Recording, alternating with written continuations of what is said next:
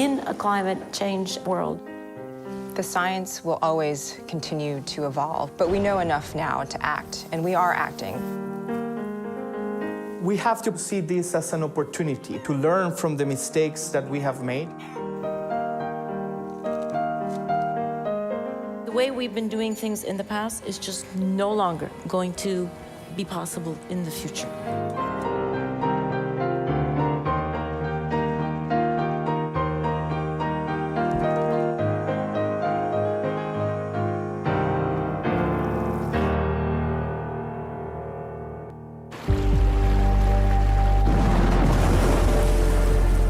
The Earth's climate is changing. We're confronted with a change in our environment which is unprecedented in human history. Due to the emission of greenhouse gases that trap heat in the atmosphere, we are experiencing the warming of land, air, and oceans. The effects of this are numerous. There's an increase in the risk of more extreme and intense weather events, such as tropical storms, droughts, and flooding. Consequences include a rise in sea level, reduced food production, a reduction in plant and animal life, and harm to ocean ecosystems.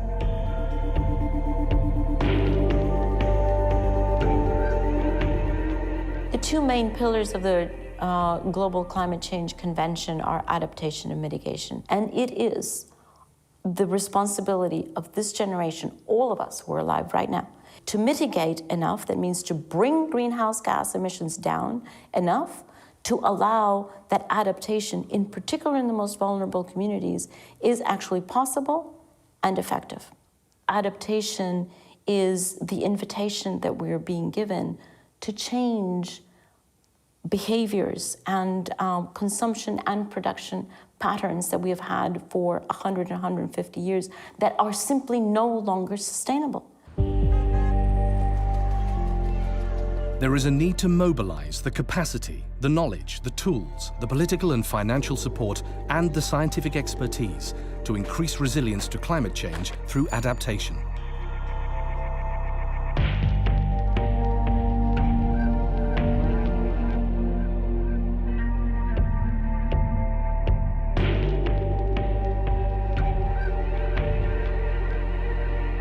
Throughout history, humankind has adapted to changes in climate by adapting to the available sources of food, housing, clothing, water, or warmth.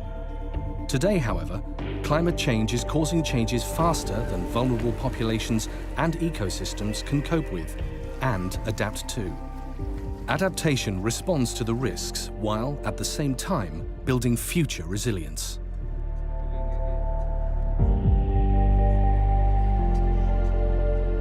In 2010, 194 nations under the United Nations Framework Convention on Climate Change set up the Adaptation Committee.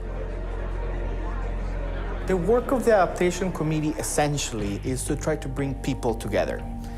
Try to bring governments, representatives from UN agencies, regional centers, and other organizations towards working for a common vision of adaptation. The Adaptation Forum, organized by the Adaptation Committee in November 2013, brought together prominent global leaders and individuals to highlight the urgency of action on adaptation and the way forward. The way we've been doing things in the past is just no longer going to be possible in the future. What we all want is a vision of a climate-resilient future, where, in fact, all rights to food, to water, to health, education, life are protected, where women are safe and empowered and secure and contributing equally with men. We can see the kinds of investments that we have to make, and it's development, adaptation, mitigation wrapped up together. So for me, actually, it's about political will. We don't know everything, but we know enough to start and start strongly, and we'll discover things along the way.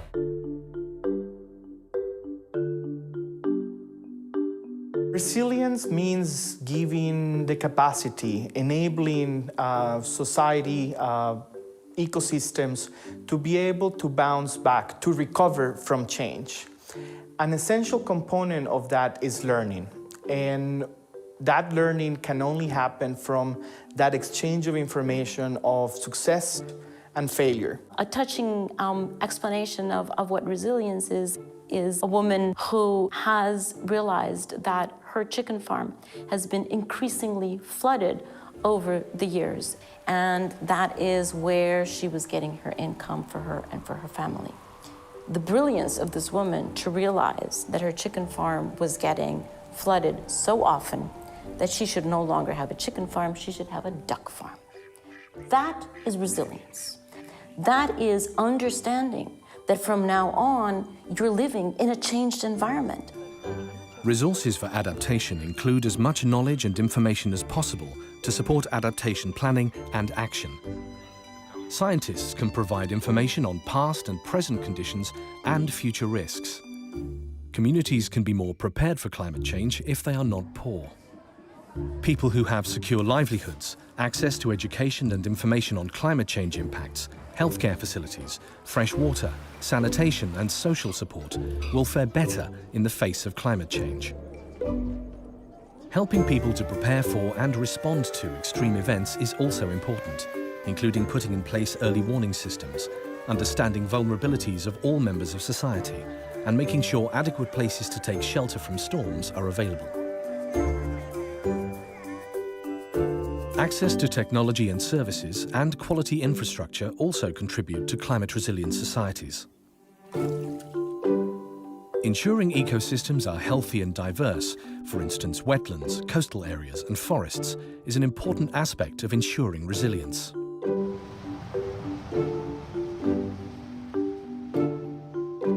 Climate change is global, but adaptation is local.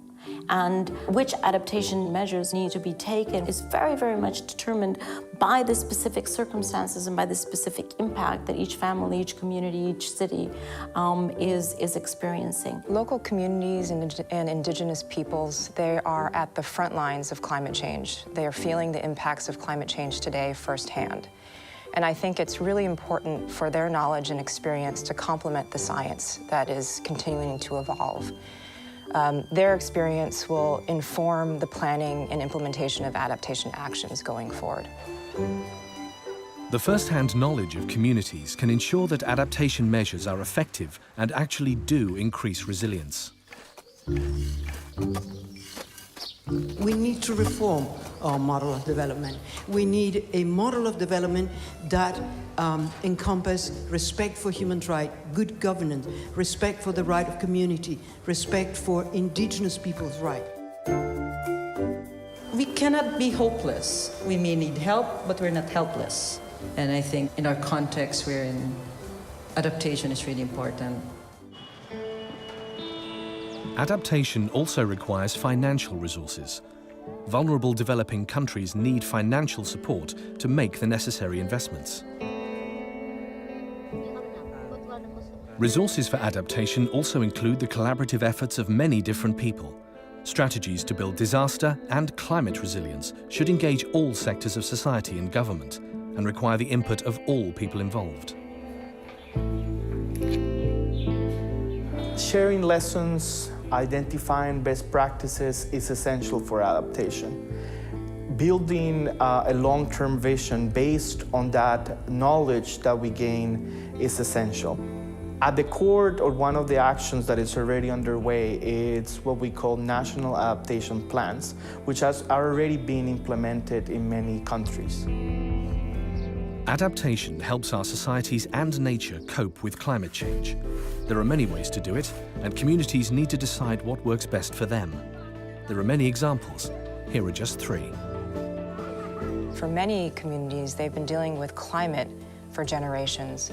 I give the example of communities who live on small islands and traditionally have been dealing with the risk of flooding, where, for example, their small island shrinks in half because the river rises and erodes the outside of the island.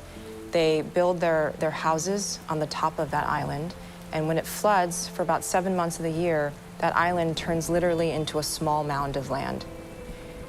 Climate change is going to affect the frequency and severity of that flooding they've been experiencing for generations. There's a reason why those communities are living on these islands that turn into these small mounds. It's because they're living in poverty, it's because of their marginalization, it's because of a variety of issues that are related to basic development. And so as the international community works with those communities, with the governments, to help secure better livelihoods, they need to make sure that what they're doing on adaptation to climate change is integrally related to what they're doing on development. Adaptation and development really do go hand in hand. Chanankulo C is an urban neighborhood in Maputo, Mozambique. More than 150,000 people live here. However, there is only one drainage ditch. When torrential rain caused by the changing climate became frequent, the neighborhood became prone to flooding. Worse still, people had thrown waste into the drains, and the flooding spread the waste around the neighborhood. This led to malaria and other illnesses, particularly among children. Establishing awareness and communication channels among the local citizens and between the municipality and the relevant institutions was very important.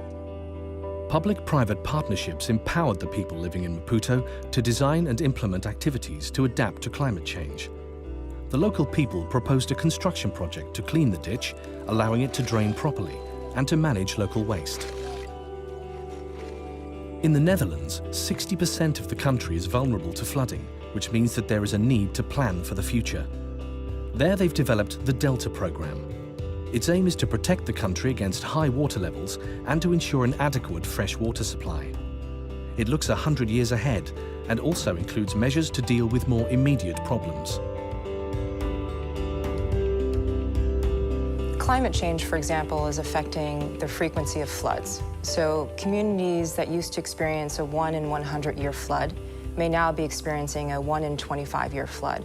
What does that mean for infrastructure? We're spending a lot of money on building roads and bridges. And if we don't take that change in the frequency of flooding into account, we may build a road or a bridge in an area that is really at risk of flooding in a way that it wasn't before.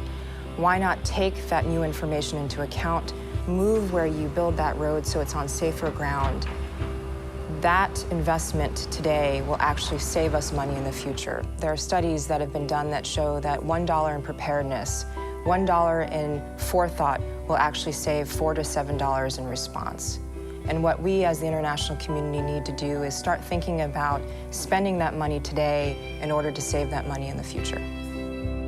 People living in the Bangladesh Delta are extremely vulnerable to problems caused by erosion, soil salinity, frequent floods and cyclones. The population here is dependent mostly on rice cultivation for their food. In a nationwide project, the women of the community started developing practical solutions to adapt. They raised dikes for ponds to preserve fresh water all year round. They stopped saltwater intrusion into canals. And they built a bunker for their own safety during cyclones. Thus, they have come up with their own solutions to ensure their own survival and security of food and water supply. Using their own initiative, the women have created resilience for themselves and their community. The effects of adaptation can be immediate. However, people in vulnerable areas need help to access resources, including financing and knowledge. People can develop creative ideas and innovative solutions. They can build partnerships with local administration bodies and organizations. Building climate resilience and a capacity to adapt provides more than just climate-related benefits. Its influence has beneficial effects for individuals, families, communities, countries, and society as a whole. If we don't adapt, we threaten to roll back decades of progress in reducing poverty and improving economic growth. It really does compromise the stability and security of communities and countries. So we have an opportunity to act now and to make investments in adaptation that will have an impact in terms of the future. We also have to see this as an opportunity to transform society, an opportunity to learn from the mistakes that we have made and be able to build better so that we can have a future for us and for future generations that is safer, that has the same opportunities, and that is better for all. Very often I get asked, well, and what if we don't do that? What's the plan? What are we going to do if we're not able to address climate change? And the simple answer to that is, we don't have plan B because we don't have planet B. We have one planet. And so plan A is we are going to address climate change. That doesn't mean that it's easy, because if it were easy, we would have done it. But none of us can hide behind the responsibility and the commitment that we all have to do this, and to do it in a timely fashion.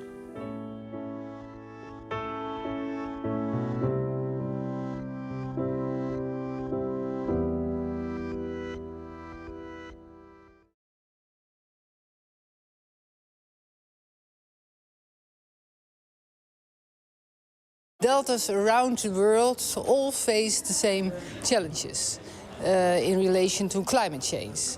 And alongside mitigation, adaptation is urgent.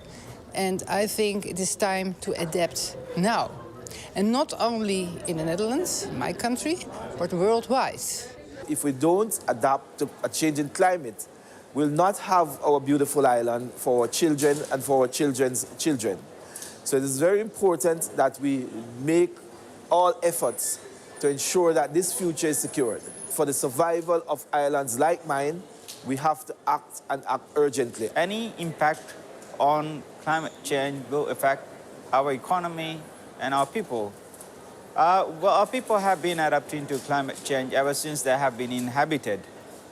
They are finding their own ways. But I think they would need urgent actions by the international community, because the path of the changing of climate change is something that the people alone cannot cope up with. We need to make lot investment in adaptation. We look at adaptation cost not only as cost but as an investment. And people in Bangladesh and in my region trying to adapt to climate change by experiencing, by developing floating gardens, floating schools, floating education system, so that we can face climate change in a far better way. But we have to receive a lot of support for making our communities, our ecosystems more resilient to adverse impacts of climate change. In Malawi, addressing the challenges of climate change is very key to sustainable development. As such, the government is prioritizing addressing adaptation in such a way that we are developing policies and programs that will help to identify critical adaptation needs. Africa is one of the most vulnerable continents to the negative impact of climate change. So the way we see it is working with communities, increasing their resilience, and empowering the communities would mean building the capacities of the different members, and particularly the women, the elderly, and the youth, because their vulnerabilities are increasing with climate change. Europe, like the rest of the world, is increasingly challenged by climate change. There are increases in extreme events such as heat waves, floods, and drought. And this needs to be addressed. And what can we do about that? We have to change our paradigms and goals that informed decisions in the past. We will have to deploy new technologies in order to reduce the risks of climate change.